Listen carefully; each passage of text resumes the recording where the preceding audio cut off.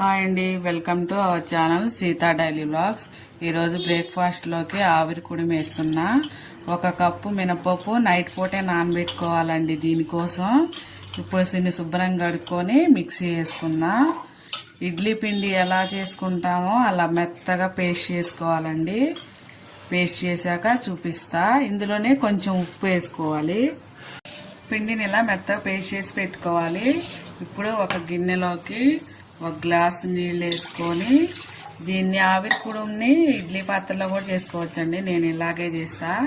ఇది ఒక బట్ట, దీన్ని తడుపుకొని ఈ నీళ్లు పోసుకున్న గిన్నె మీద ఇలా వేసుకోవాలి.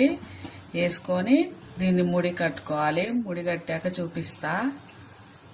గిన్నెకి ఇలా తాడు కట్టుకొని ఇప్పుడు ఈ పిండి ఉంది కదా, దీని మీద ఇలా వేసుకోవాలి. మొత్తం వేసాక చూపిస్తా. పిండి అంతా ఇలా వేసుకున్నాక ఇప్పుడు దీని మీద ఇలా మూత పెట్టుకొని ఈ ఎక్స్ట్రా బట్ట ఉన్నది ఈ క్లాత్ ఇలా వేసుకొని దీన్ని స్టవ్ మీద పెట్టుకొని ఒక 20 నిమిషాలు కుక్ చేసుకుందాం. స్టవ్ కుక్ చేసుకున్నాక మళ్ళా చూపిస్తాను. చూసారా, ఇలా పొయ్యి మీద పెట్టుకొని ఉడికించుకోవాలి ఆవిరి కుడుము.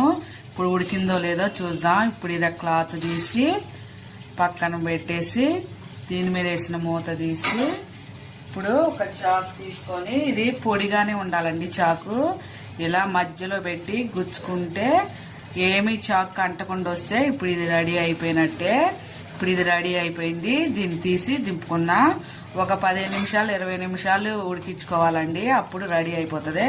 ఇప్పుడు దీన్ని దింపి ప్లేట్లో వేసుకుందాం. అయిపోయింది ఆవిరి కుడుము. స్టవ్ మీద నుంచి దింపిన వెంటనే దించుకోకుండా వేసుకోకుండా ఒక 2 నిమిషాలు పక్కన పెట్టుకోండి. ఇప్పుడు దీని నుంచి తీసుకొని ప్లేట్లో వేసుకుందాం.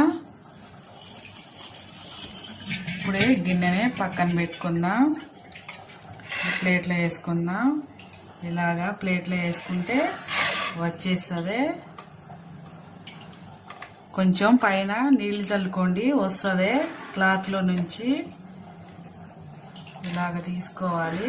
ఇలాగ వస్తుంది అనమాట. నేను పక్కన పెట్టుకొని ఇప్పుడు దీని మీద కారపొడిలో 1 స్పూన్ నెయ్యి వేసుకొని తింటే చాలా బాగుంటుంది. ఆవిరి కుడుము రెడీ. ఇంతేనండి, ఎంతో ఆరోగ్యకరమైన ఆవిరి కుడుము రెడీ. దీన్ని వాసనీ పూలు అని కూడా అంటారు.